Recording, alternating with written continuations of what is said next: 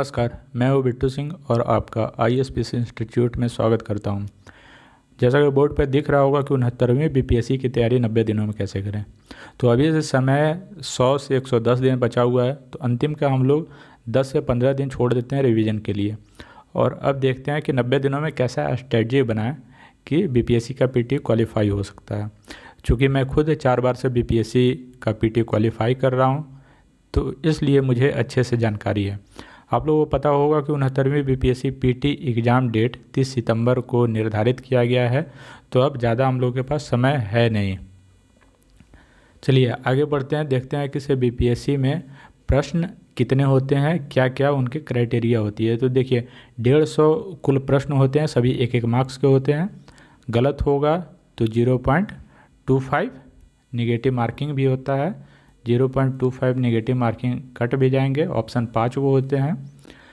देखिए 68वीं BPSC में जो कट ऑफ गया था निगेटिव मार्किंग की वजह से जनरल का 94 गया था, वहीं 67 BPSC में निगेटिव मार्किंग नहीं था, इसलिए इसका कट ऑफ 113 नंबर गया था।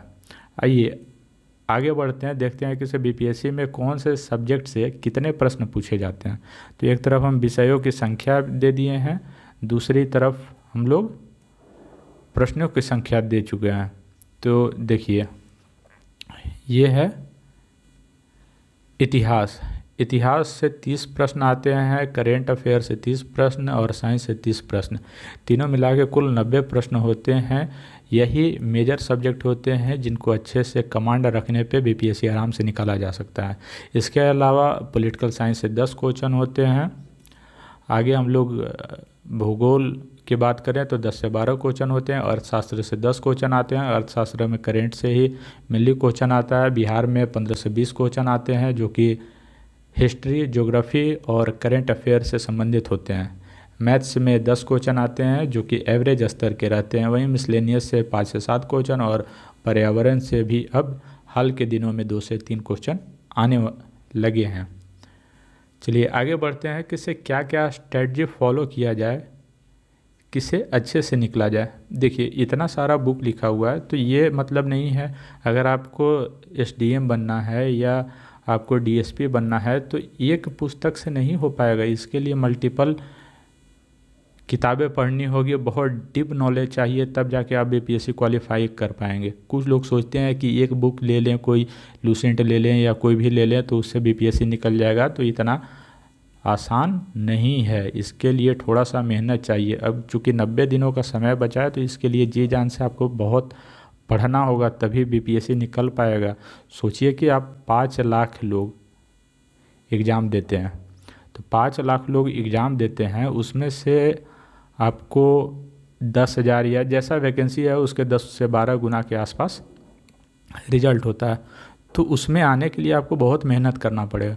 चलिए हम लोग इतिहास विषय को देखते हैं। तो इतिहास विषय में देखिए 30 प्रश्न आते हैं, तो इसको हम लोग देखेंगे। अगर देखिए आप लोग जो NCERT 8 से 12 तक पढ़ चुके होंगे उनके लिए आसान है कि अगर घटना चक्र एक बार पढ़ते हैं तो उनका बेसिक कॉन्सेप्ट पूरा क्लियर हो जाएगा। अगर आप लोग 8 to 12 अगर नहीं पढ़ पाए हैं तो चूँकि इतना अब समय नहीं है कि पढ़ा जाए, तो इसलिए आप लोग घटना चक्र पढ़ेंगे और घटना चक्र आराम से पढ़ेंगे 1 से 2 बार, क्योंकि 2 बार पढ़ने से आपको याद करने की ज़रूरत नहीं होगी। वहीं लूसेंट सामान्य अध्ययन भी पढ़ना बहुत ज़रूरी है। और इसके अलावा बिहार का जो हिस्ट्री आता है तो उसके लिए लूसेंट बिहार या फिर इम्तियाज़ अहमद की एक बुक आती है, ये बिहार एक परिचय, इसे भी पढ़ा जा सकता है। या तो इसमें देखिए बिहार लूसेंट में या इम्तियाज़ अहमद में, दोनों में हिस्ट्री, ज्योग्राफी, पोल साइंस वगैरह सभी चीज़ आराम से अथी किया जा सकता है।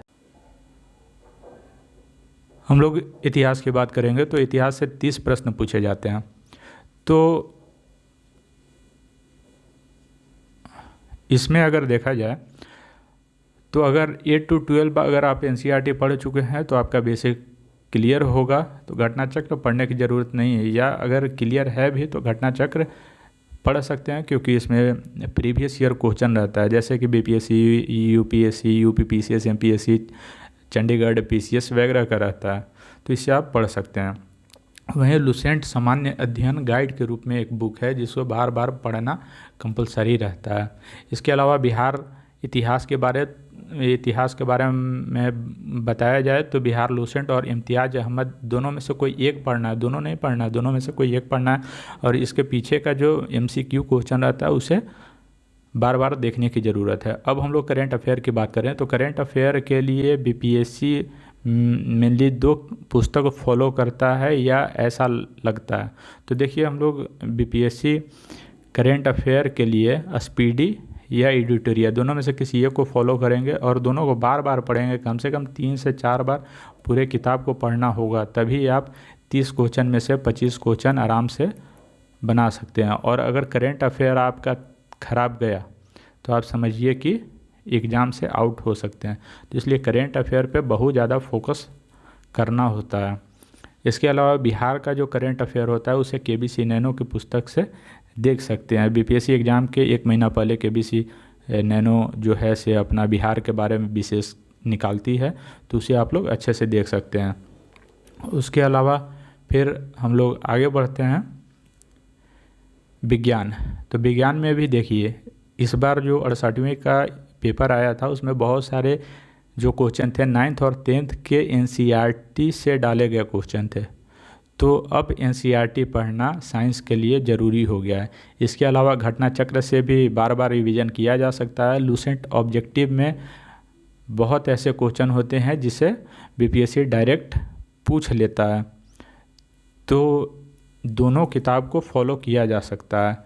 चूँकि समय कम है तो इसलिए 11th और 12th का NCERT साइंस का नहीं पढ़ना चाहिए, सिर्फ 9th और 10th का ही NCERT पढ़ा जाए। वहीं भूगोल की बात करें तो घटना चक्र में भारत का जो सेक्शन है उसमें 2 भाग किया हुआ है, तो भारत वाले सेक्शन को अच्छे तरीके से पढ़ना है।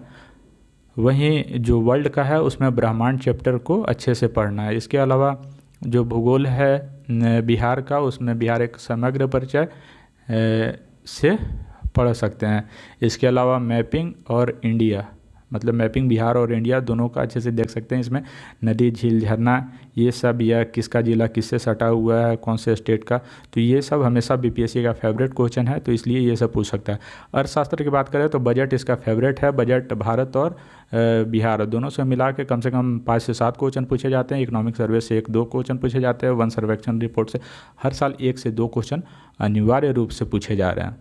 इसके अलावा पंचवर्षीय योजना और लुसेंट ऑब्जेक्टिव लुसेंट में अर्थशास्त्र यानी इकोनॉमिक्स का, बैंकिंग, पंचवर्षीय योजनाओं से बहुत सारे चीज़ संबंधित है, तो इसे पढ़ सकते हैं। देखिए योजना जो है राज्य सरकार और केंद्र सरकार दोनों से प्रश्न पूछे जा रहे हैं, तो योजना को अच्छे तरीके से आप लोग देखेंगे। चलिए आगे बढ़ते हैं कि बिहार, तो बिहार में देखिए KBC नैनो जो है करेंट अफेयर के लिए पहले ही मैं बता चुका हूँ कि काफ़ी है।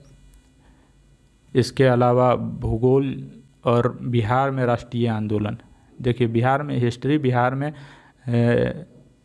हिस्ट्री में बिहार से संबंधित जो क्वेश्चन आते हैं उसमें राष्ट्रीय आंदोलन में बिहार के भूमिका से आते हैं। तो ये इम्तियाज़ अहमद या लुसेंट दोनों में से किसी बुक में से एक में से कर सकते हैं। मैथ्स देखिए एवरेज स्तर का रहता है, तो ये किसी भी बुक से कर सकते हैं जो भी SSC टाइप या कुछ भी होता है। इसके अलावा प्रीवियस ईयर क्वेश्चन को आप लोग देखते रहेंगे। अगर कोई नहीं मिलता है बुक तो आप लोग RS अग्रवाल को देख सकते हैं। इसके अलावा पर्यावरण यानी इन्वायरमेंट से संबंधित प्रश्न भी आ रहे हैं, तो कहीं अगर आपको PDF मिल जाए 200-300 क्वेश्चन जिसमें रहे इन्वायरमेंट से संबंधित, तो उसे कर सकते हैं। इससे ज़्यादा करने की ज़रूरत नहीं है। आगे बढ़ते हैं कि सबसे महत्वपूर्ण तथ्य, अगर BPSC को निकालना है तो आपको सबसे महत्वपूर्ण चीज़ यही है कि आपको हर दिन प्रैक्टिस सेट मारना होगा। अगर आप प्रैक्टिस सेट नहीं मारते हैं तो एग्ज़ाम में जाके वहाँ ऑप्शन में फंस जाइएगा। चूँकि 5 ऑप्शन होते हैं, 1 to 5 ऑप्शन होते हैं, तो वहाँ फंसना निश्चित होता है। तो इसलिए आपसे रिक्वेस्ट है कि अगर BPSC निकालना है तो आपको हर दिन प्रैक्टिस सेट करना ही होगा। इसके अलावा प्रीवियस ईयर क्वेश्चन कम से कम 20 सालों का BPSC का प्रीवियस ईयर क्वेश्चन मुंह पे याद होना चाहिए।